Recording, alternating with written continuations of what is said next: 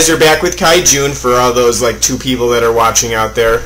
Today we're going to be covering Godzilla vs. Megaguirus, which is another film in the Toho series. This time sort of a reboot of the Godzilla series after the last film killed him off, leaving us with just baby Godzilla, or Godzilla Jr. as they like to call him. But in Godzilla vs. Megaguirus, Godzilla's back with an all-new appearance. He's got sort of these pinkish red spikes that are coming out of his back. They really extend up further on him than you would normally see in the other Godzilla films, and this time he looks a lot more menacing than he normally does, especially in his facial features. His mouth has got a lot more pointed teeth, and his head is more defined, if you can figure out what that means. But in this one, in Godzilla vs. Megaguirus, Godzilla is forced to face off against Megaguirus, which is sort of a combination of insects that come together, sort of giving it a power, turning it into Megaguirus, which looks sort of like a dragonfly. It can fly. It has this little ball sack dangling down from its legs, which it can sting things with. So it's a pretty menacing character, and it's got a lot of spiky things because Godzilla vs. Megaguirus loves fucking spiky things, so there's that as well. Not only that, we do get some CGI in this film, and it's pretty shitty. I won't lie. In 2000, this was pretty shitty CGI, especially when you get to see things like underwater scenes of Godzilla being shot by missiles. That's all pretty terrible, and it looks really terrible. But it's not any worse than if you were to watch the older Godzilla movies with the actual costumes and props and fake sets. So it all depends on what you prefer in terms of a Godzilla movie. Now in this one, there's a lot of action towards the end of the film, but at the beginning it's pretty slow. We meet a few characters. They are helping out with the G-Gripper Force, which has sort of taken over for the other sort of force that the G-Force in the other films that we've been covering. This time they're looking to send Godzilla into a black hole. Yeah, a fucking mini black hole, whatever that is, and however they made it, we don't really know. But they have made a black hole maker. It's a little machine, and they call it some stupid name. I can't even remember what it is. But they send that as a satellite out into space. Again, who the hell knows how they do it. And then eventually they want to shoot Godzilla from space using this and some software on the computer that this one kooky guy cooked up. Sending him into a black hole, which will shoot him out somewhere into the universe. Where he stops, nobody knows, but at least it'll get rid of him on Earth. So that's their crazy-ass plan. Whether it works or not is part of the whole film entirely. For the first part of the film, we do get to see a little bit of Godzilla and his new appearance, but most of the time it's spent on characterization and figuring out what the hell G-Grippers are doing.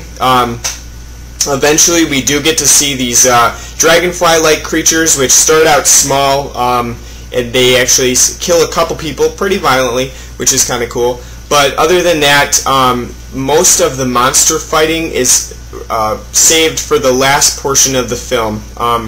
And like I said before, the opening scenes of this film are kind of slow.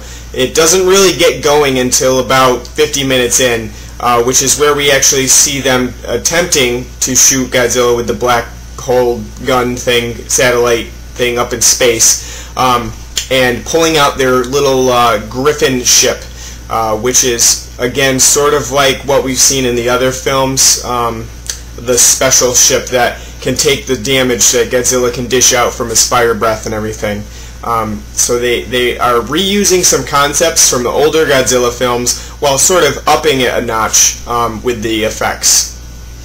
But as I stated before, the CGI is a big problem here, especially in certain scenes. Explosions look pretty crappy.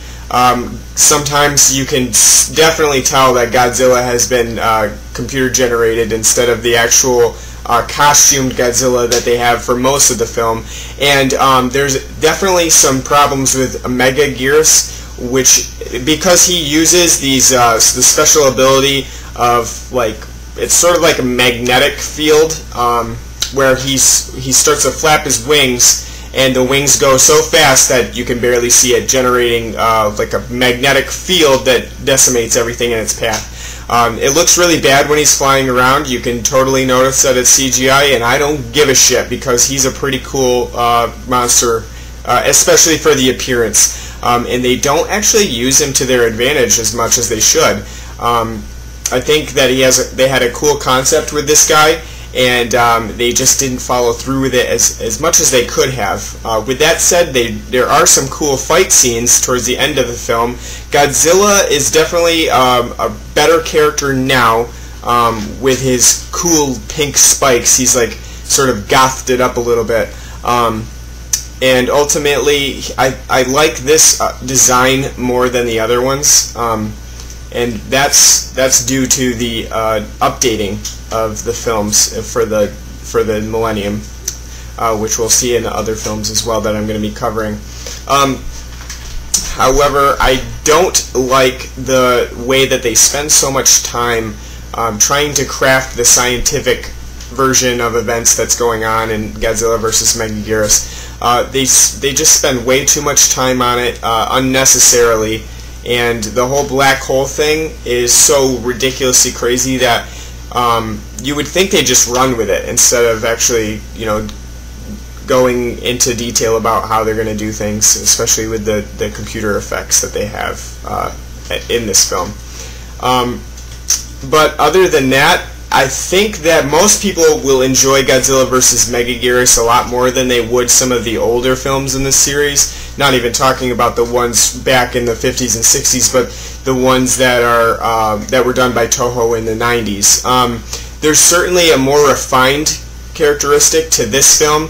The shots of night and day look better. There's a more serious take on it, where there's not a lot of comedy in this one, unless you count the jokes and the flirtation between the two main characters, which gets kind of old after a while because at the end of the film, nothing happens with it, so besides more flirtations. So the characters aren't exactly successful. The other thing is, it ends on a really fucking weird note.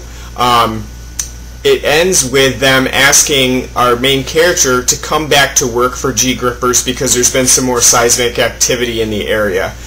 Even after Godzilla has been shot out into a black hole, somehow he's gotten loose from his black hole, wherever that is. I mean, maybe he flew to Earth, maybe the black hole didn't really work, it just transported him somewhere else on Earth, but whatever the case, he's back, and we're calling him back, the main character, back in to help out to get rid of Godzilla once again. Now, you know he's going to come up with another fucking weird scheme, and that's particularly a problem here, as like the black hole should have been the scheme that would have gotten rid of Godzilla. But there you have the problem with all films that have sequels and have to keep running in a series. How do you end it? You can't, and the fans don't want you to, so any film that's going to try to end Godzilla is going to fail at the conclusion, because obviously you just can't get rid of Godzilla. But it also ends with the characters kind of just bumping into each other. Our main protagonist has broken his arm, and he's like, "Ow, that really hurt," and she goes, "Oh, sorry," and that's the end of the film. It's like, that's where you're going to leave us? I mean, you just told us that Godzilla's back, the guy is trying to come back to G-Grippers, and now you fucking went and bumped his arm, and that's the end of the film. I don't know, it just struck me the wrong way. It was really an odd place to end it, especially because that scene could have been cut entirely, left for another film, and you would have had the start of another film without even really needing to add anything to Godzilla vs. Megaguirus. But all those are just kind of my qualms with something that has been out for almost 15 years now. And obviously there are going to be some fans of Godzilla vs. Megaguirus. I don't know where they are. If you are one, why don't you drop me a comment, because I haven't really heard that much about Godzilla vs. Megaguirus at all. But I'm sure there's someone out there, just like I have a weird fascination with Godzilla vs. Destoroyah. So there's a movie in the Godzilla series for everyone. Maybe this is yours. If it is, you're not my friend. But anyway, we are moving on with KaiJune. We're in the last stretch of it. I'm going to be giving away that Gamera Ultimate Collection very shortly, probably in about 4 or 5 days, if I can blow through the rest of the movies I've got to cover, because I've been kind of slacking lately, falling asleep early and doing some other shit that I probably shouldn't be doing. So I'm going to try to get through those quickly, and then I'm going to give that those 2 discs away to one lucky winner. So make sure you're signing up for that MailChimp newsletter, which I'm going to be sending out tomorrow, actually. So if you want to get that newsletter, make sure you sign up right now. And other than that, keep checking out themoonIsDeadWorld.net, because I do work hard on it and no one fucking reads it. So there's that. Thanks a lot for watching, guys, and I will be back soon for more KaiJune. Today on KaiJune, we're covering Megaguirus.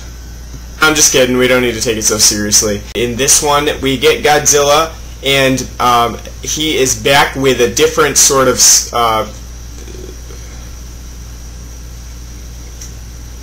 it's been a long day.